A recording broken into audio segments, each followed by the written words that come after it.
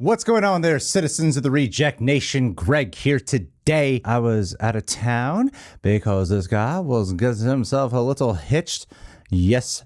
And this trailer actually came out at the time of the ceremony, so of course I could not cover it. But after an 18-hour road trip, I'm playing a little bit of catch-up here, and I wanted to watch the Oppenheimer trailer. I have become death, the destroyer of worlds. I know a little bit about Oppenheimer, like kind of the general information, the Manhattan Project, nuclear bombs, all that fun stuff. But I'm excited at Christopher Nolan's take on this role. I hear Cillian Murphy.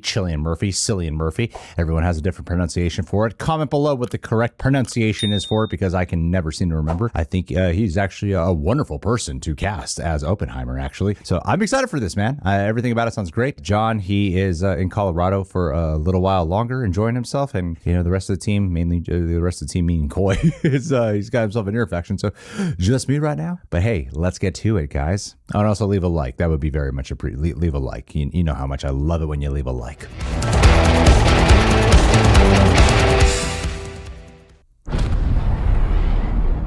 Whoa.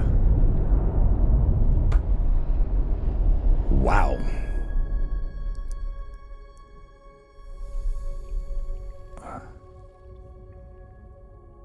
We imagine a future. And our imaginings horrify us. Ooh. They won't fear it until they understand it. They won't fear it until they understand And it. they won't understand it until they've used it.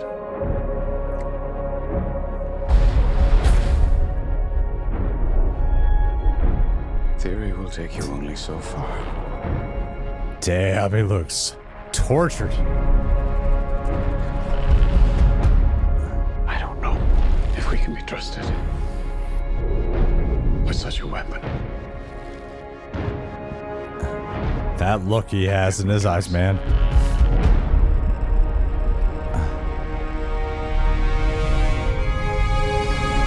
There's that classic Christopher Nolan text. Is anyone Hey, Jack Quaid. ever going to tell the truth about what's happening here?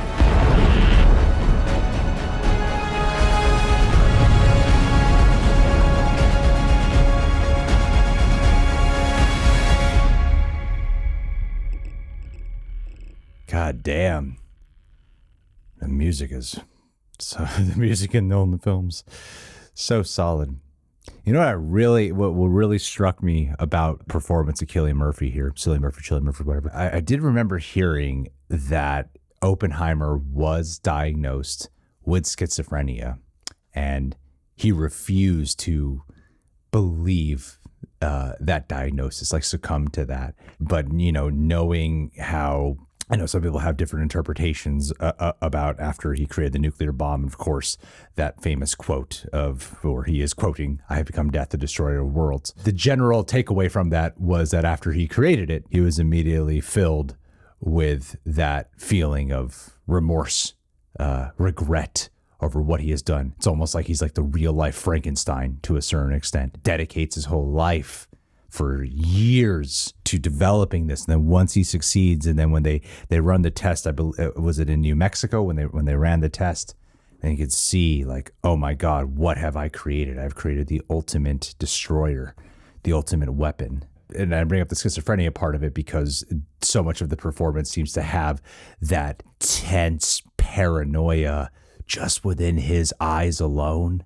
That was so striking. And when you do see that footage, that old footage of Oppenheimer, yeah, he did have that like wide-eyed look, and the the parts of this trailer I thought were really interesting were what it does seem like the development of the nuclear bomb, the whole Manhattan Project time, which was quite a scrutinous experience, you know, obviously heavily secretive. There was also just constant surveillance on the guy. It's just complete surrender of privacy. You even capture some of that with the amount of just like all eyes on me and what am I doing? And is this the right choice?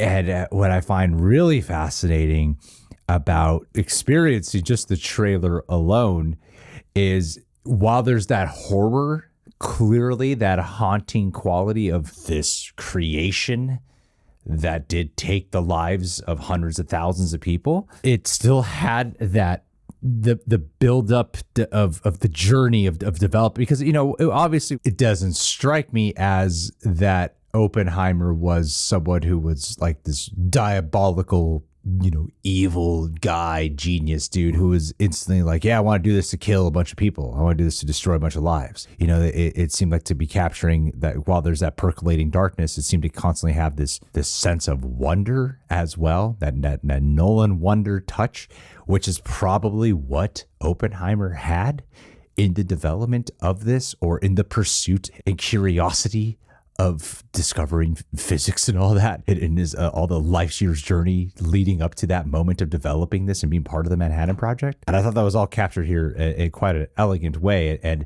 there's something that feels wondrous, ethereal, and nightmarish as you're intercutting, you know, intersplicing all these different moments of the flashes of the nuclear bomb. Like the way it was at least being demonstrated here felt like that was part of how he's envisioning it. Like maybe this, you know, Nolan's known to play with time, so maybe this won't play out in such a linear way, because you have moments that are in black and white in this trailer. I didn't see the first teaser for this. I did see there were some black and white images. I didn't see the teaser for this. I wonder, like, is it going to be dealing with cutting around through time and not in a non-linear way of exploring how this all sort of came to be and developed? Yeah, I mean, I thought that was quite a beautiful trailer. It's Christopher Nolan's first big movie without Warner Brothers. This is his first picture with Universal. So I'm excited to see what differences, if any, that would ultimately entail. I like the classic Nolan text. He seems to constantly have that text. The part that has me a bit concerned, a bit, is I feel like Nolan's films are generally better because he tends to be one of the writers, at least, but is Inception co-written by someone? I generally have the association, and I could be wrong. I'm sure there's a fantastic Nolan film that I either like or love his films. There's not one of his movies that I straight up dislike, but I tend to feel his films tend to hit a little stronger when he has a co-writer with it. So that's my one little bit of a concern there, is that it's just him credited as sole writer here. So other than that, I mean, this looks like quite a fascinating experience, you know, because he did Dunkirk, which was a historical piece. This is another historical biographical piece, as well as exploring a time in human history development, something, there's innovations that have still to this day. Like, it's scary, man. It's some scary stuff. You know, there are active projects, there are active campaigns you can donate to that are all about, you know, to help put away like all nuclear bombs, and just that way it just doesn't exist. Like, they just shouldn't exist at all. No one should even have that as an option because of the destruction. So I wonder how violent it'll, like, will they show the horrors of like Hiroshima and stuff? Will we see some of that? Like, how much are we going to actually show? Or is it all going to be solely focused on the haunting experience of Oppenheimer, Cillian. I thought it was a great trailer, though. I thought it was excellent. And, you know, like, a Nolan film on IMAX gets me so excited. Like, just the visual experience. It's rare for me to experience a Nolan film for the first time on IMAX, because I tend to be too late to buy the tickets. I do love the experience of first watching it on a regular screen and then going to IMAX and doing kind of a comparison, and the IMAX tends to just be so immersive and sweeping. I saw Interstellar for the first time on IMAX. That was great. Yeah, this looks awesome.